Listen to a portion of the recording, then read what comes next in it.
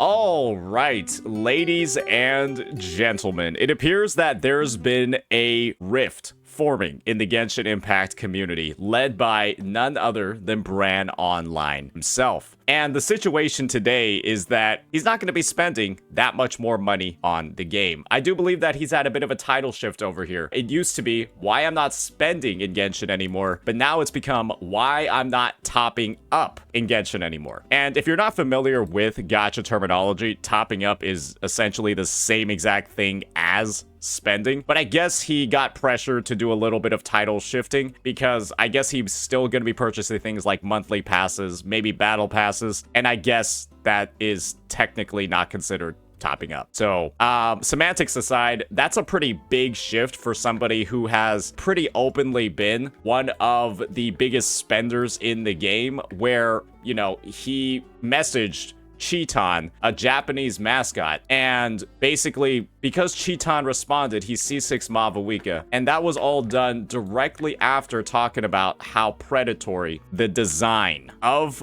version 5.3's banners was, where they ran Silali and Mavuika side by side, and then for the 20 pulls of Lantern Rite, they decided to implement them after their banners ended. And this is 2 new character banners at once, something they'd never done before. And we're over here, we're saying, right, this does seem a little bit counterintuitive to me, basically saying it's not good, it's not consumer friendly, and then we proceed to C6 the character. And so maybe it's a little bit of backlash from that, maybe it's a little bit of like a coming to Jesus moment and like recognition that maybe that's not the right thing to do when the company is being complete dicks to the player base. And I'm excited to see what some of his thoughts are on the matter and why he's doing something like this. Perhaps he is in fact seeing the light. So with that, let's go ahead, let's see what he's got to say. He's been in a bit of a tussle with the Genshin community lately. He called a patch mid and they started jumping down his throat. So maybe this is his retribution. You know, I started playing Genshin on October the 23rd, 2021. 3.5 years. I have such fond memories of this whole experience. But ever since the first day that I started the game, I remember I got topped up by a friend. And it was great, dude. I remember pulling on the banner, hoping to get Tartaglia, getting Chi-Chi. Really fun times.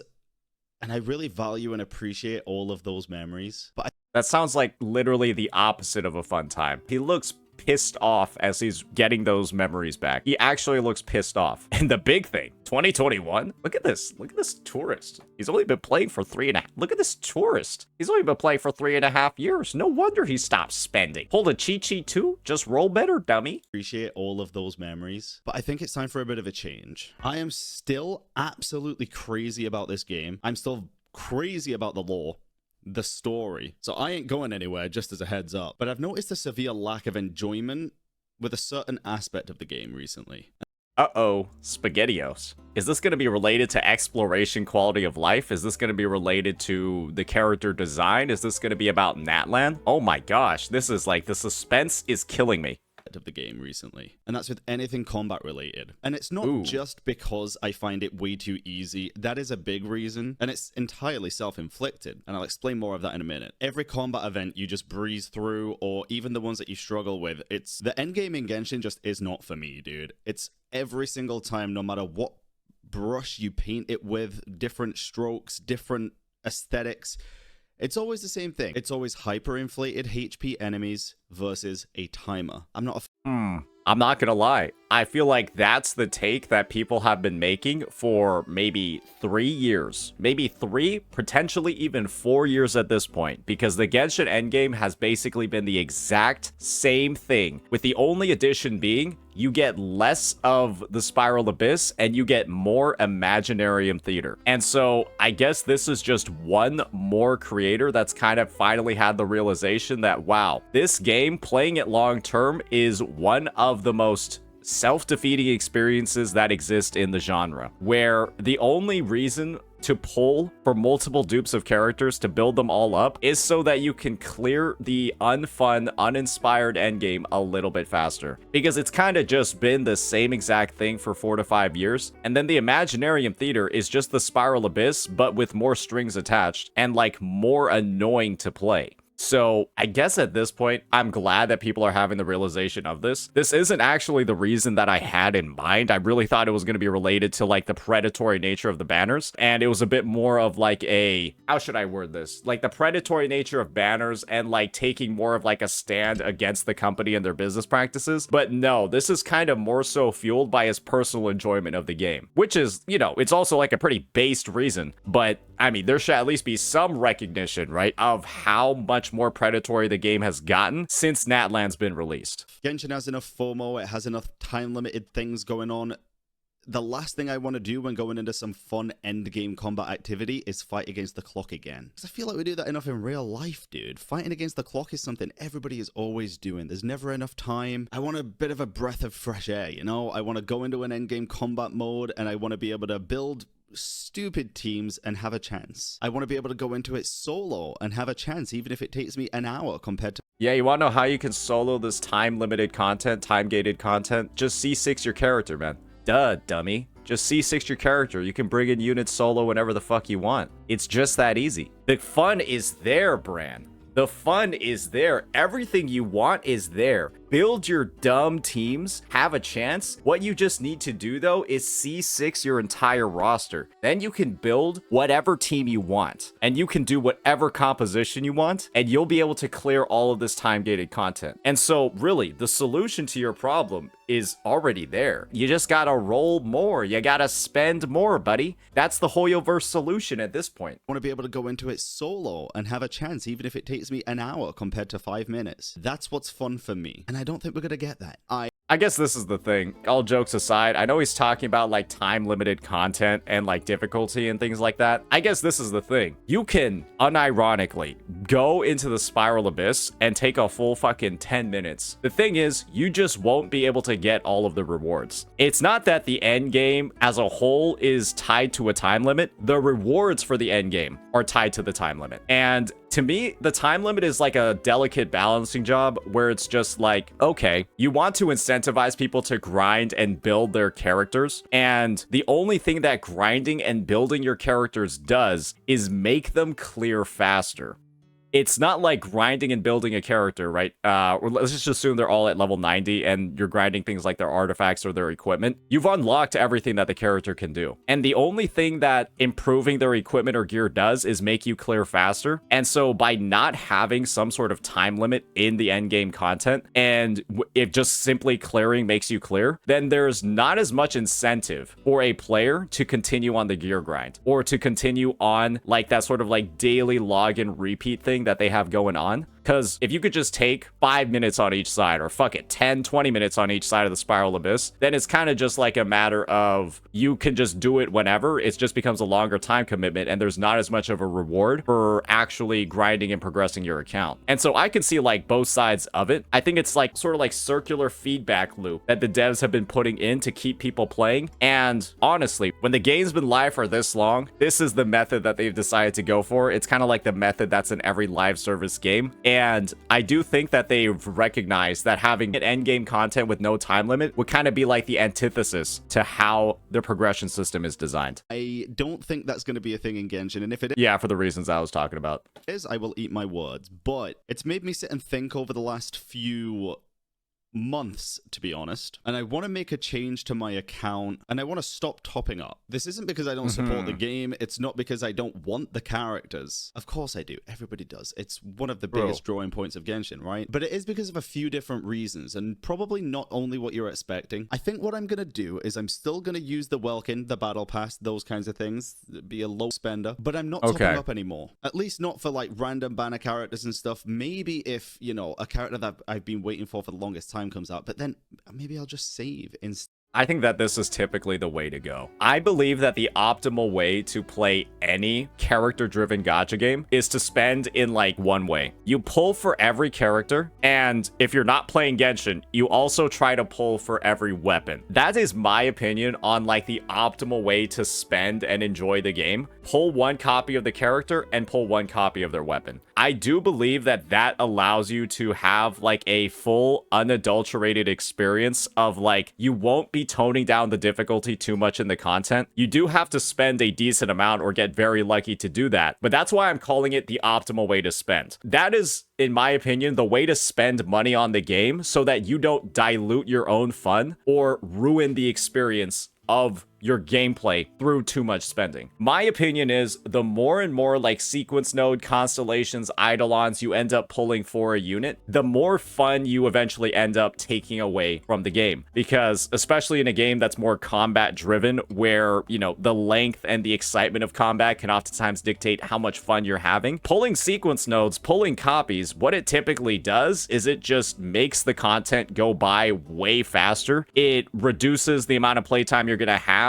in endgame content that refreshes once in a while, and I do believe that it kind of kills the fun that you're having in the game if you spend too much. That's why I try not to pull too many copies of eidolons unless it's for a character that I know is not too difficult to play in the first place. That's also why I have an S3 Carlotta, because she's just a little bit let's just say you're not getting any brownie points for showing off your Carlotta gameplay to somebody that knows how to play Woo-Wah, because they're just gonna be like, oh, nice job, wow, amazing display of skill you got there, buddy boy. It's just, she's so easy to play. It's, you know, I don't view it as too much of a net loss to my account. I don't use her very often because she's so easy. Instead, you know, I've currently got like almost 100 pulls saved on my account just by not spending recently, because I'm really not a big fan of any of the characters coming out at the minute, man. And the only reason I C6 Malika was because I made a stupid bet on Twitter, and I knew either way I'd have got shit for doing it and I would have got shit for not doing it. Well, why'd you make the bet? You know what would have been a little bit basehead is if you had made the bet, then you find out about the predatory nature of the banners, and you just say, even though Cheaton, you know, made me lose my bet, you know what? I need to take a stand here. Just calling it a stupid bet and then following through on the bet, despite it being stupid, is just like, dude, you got tweeted at. Like, it's not that, it wasn't that deep. You could have just stuck to your guns after talking about how bad the Mavawika and Salali banner design was. But, I mean, I'm glad at least there's like some recognition of it now. Of like, you know, kind of like the blatant hypocrisy that was going on. I'm glad there's recognition of it. Would I go back and change that? I don't think so. I like to stick by the mindset of I wouldn't change anything that I've done because it molds you into the person that you are today. I think that about everything, terrible stuff that's happened in life. I wouldn't go back and change anything. But here's the other thing. I've recently moved country. You've probably noticed the background's very different. Hopefully you like it, because it's a work in progress right now, but I think it's looking pretty good. But I've also started a secondary side of business here. And things are expensive, dude. The standard of living in this country compared to the UK is way higher than what I'm used to. But it's a much more beautiful place, and I couldn't imagine being in a nicer place. So he's got to divert all of his Genshin funds into new living expenses because I guess bro moved to like the fucking Netherlands or something. And I imagine shit is a little bit more expensive there. They've got some bigger taxes, that sort of stuff. So I guess we can't spend as much on Genshin Impact anymore, buddy boy. And I couldn't imagine being in a nicer place other than Japan when I go for 3 weeks in a couple of months. IRL gacha, shiny cardboard gacha, or Pokemon, as a lot of you might know it, is starting to become a side business of mine. It's been a hobby of mine ever since I was a child. I've loved playing the games. I played the TCG as a kid. I collected the cards as a kid, got rid of some amazing cards in my pocket in the... Yeah, Genshin made Invocation TCG just for you, buddy. Washing machine. It still haunts me to this day. But I did get back into Pokemon a few months ago, and I started making Pokemon content. I'm currently in the process of setting up my own online store, which I'm looking at right now. It's a work in progress, so I'm not going to show you all yet. But yeah, I have a second YouTube channel, Pokebran. If you're interested in Pokemon stuff, feel free to check it out. If you're not, don't. I'd rather only people interested check it out, because that's the whole point of it, right? I'm not gonna lie, it seems like everybody that played Genshin is actually moving to Pokemon now. We have Enviosity going to Pokemon. We got Bran Online going to Pokemon. And maybe it's just Hoyo Games and people going to Pokemon. We got Mr. Pokey going to Pokemon. That actually makes a lot of sense. I guess what it seems like to me is that Natlan, instead of using Pokemon to, like, the appeal of Pokemon to drive people to gacha in Genshin Impact and Hoyoverse, what they've actually done is Natlan was, like, so bad, but just enough like Pokemon that it's taken Genshin players and diverted them to Pokemon. So Natlan is, in a sense, it kind of just cannibalized the player base and directed all these Genshin players over to Pokemon. And so Natlan was like a giant marketing ploy for Game Freak and Nintendo. Maybe it was planned all along. They sandbagged Natlan on purpose, made it seem like something it wasn't going to be, And now the Genshin players are going for, like, just the actual thing. They're just going to Pokemon, what they wanted in the first place and what they wanted Natlan to be. That's crazy. That's a ridiculous conspiracy theory, but it actually seems like it's happened with all these Genshin creators migrating. Check it out, because that's the whole point of it, right? Yeah, I'd rather save extra money to be able to put into something else that I'm also passionate about, considering Genshin Impact is a free-to-play game, and I have characters on my account now to do everything. I don't need another main DPS. I have Nuvela, I have Arlecchino, I have Mawika. I don't need another support. I have Kazuha, I have Xilonen, I have all the Hydro applicators at this point, Yelan, Xingqiu. Dude, I have everything that I could possibly want on this Genshin account. They could... Yeah, that's why they started putting exploration quality of life locked behind pay banners. Because they needed a reason for you to pull all these new fucking characters, and they intentionally designed all of the regions to be a complete pain in the fucking ass if you didn't pull them, because they know that you don't actually need those characters for the combat. They know you don't need those characters to progress anything in your account, and so they're digging, like, scraping the bottom of the barrel to find out what are some of the ways that they can get you to pull, knowing that you don't actually need the units. And it's led to power creep. It's led to, again, exploration quality of life, locked behind banners, and it is leading to some very, very, very consumer-unfriendly practices as a whole. It's a little bit rough. It's rough to be a Genshin player right now. I'm going to be real. It's rough to be a Hoyo player, if I'm going to be entirely real. On this Genshin account, they could quite easily throw a spanner in the works. Pay to explore. Introduce a new element or something, which might be looking kind of likely with the moon stuff. I don't know. But even then, man, I think I'd rather have that feeling of pride from saving a little bit extra rather than topping up $500 just to get a character or two, you know? Fair. So I think this is probably a huge turning point in my story as a Genshin player, but it's also a really exciting turning point. It's like starting a whole new chapter of my Genshin story and experience. So I am... This is the thing, right? I guess the experience and the story of going from being a big spender down to like a very minimal free-to-play, basically free-to-play plus kind of player. I'm not gonna lie, I don't think it's gonna be a very fun journey for him. He's just gonna have less things to do in the game, less characters that he'll be able to use, less content he'll be able to make. I feel like this is not going to be as fun, as transformative, and as fulfilling as he thinks it's going to be. I'm going to be entirely real here, especially with the way that Genshin's like banners and stuff are designed, specifically that god-awful weapon one, which has thankfully gotten better. I feel like he's gonna be missing out on a lot of things that he's been experiencing in the present. I'm looking forward to it, but I'm also not stupid. I'm not gonna class this account as a free-to-play account or a low spender account. It's too late for that. No, it's a whale account at this point. I have two limited C6 characters. I have a few limited standard characters. It is what it is. But from this point on, I do think I'm gonna become a low spender. Welkin Battle Pass only, and I'm curious what you guys think about that. I think it's a good decision because it is going to allow me to focus on other things that I'm super passionate about as well. But I don't want you all getting the wrong idea that I've lost any passion for Genshin, because honestly, that is 1,000,000% what you've been saying for the entire time. I mean, you can't just say all this stuff at the start about how the end game is like uninspiring you, how there's like a lot of stuff that like there's no, like, you don't feel joy in the combat anymore. That is the definition of losing passion, because you talked about how long you were playing the game and how everything has changed in recent months. That is let's just be 100% real for at least 8 minutes, man. I've lost any passion for Genshin because honestly, when this lore dropped the other day about the moon stuff, it reignited something in me that I haven't felt in, I would say, since Natlan was announced. This does not seem like a reignition sort of video. This seems like a I'm like admitting defeat sort of video. Wait, okay. What happened in the last 30 seconds? And even before that, dude, when Natlan was announced, I thought I was going to be so much more hyped about Natlan because it was my most anticipated nation in the whole game. And when we got the teaser and it was the Saurian stuff, it plummeted. Nation of War. I'll keep it a buck, dude. It plummeted to the depths. Nation of War. Natlan came out, and the story itself, absolutely phenomenal. And I really thoroughly enjoyed the whole Orcon quest. Stop lying. But I really do feel like now that the Orcon quest has ended, it's kind of stopped there. And just... I mean, okay.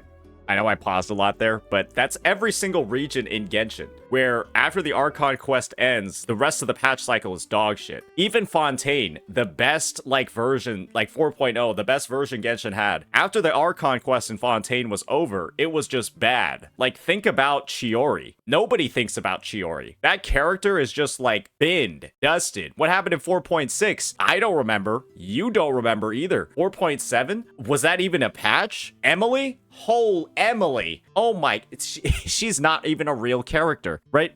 That's something that's going to happen in every Genshin. You could use the exact sort of breakdown that Brand just made about how, like, after the Archon quest, it was done. That's every single region.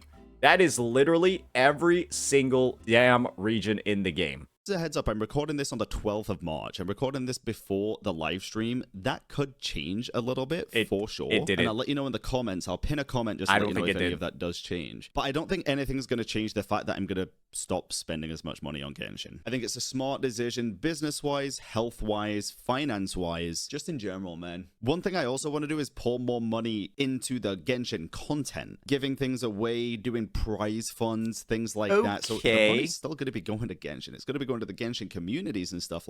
Well, I guess this is the thing. All those reasons that you talked about, like financial, mental, all that stuff, isn't that just going to be like... The way that I viewed it was that any money you were spending on your Genshin account because you're making content on it, it's kind of like an investment in your channel and content. And in a similar sense, giving away money to your community is kind of like the same thing because, you know, giving away money, that's, you know, that's something that draws an audience in, right? So it's like another investment in your channel and content. And so you're just kind of like replacing one mode of spending for another. Doesn't it all just balance out at the end of the day?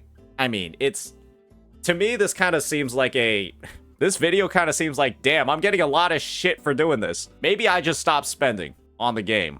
Like that. You guys, I just don't need anything else on my account now. My account feels pretty You did complete. it before the C6 Marvel weekend. We're in this Genshin journey, guys. Let me know down in the comments what you think. Let me know if you like the new setup.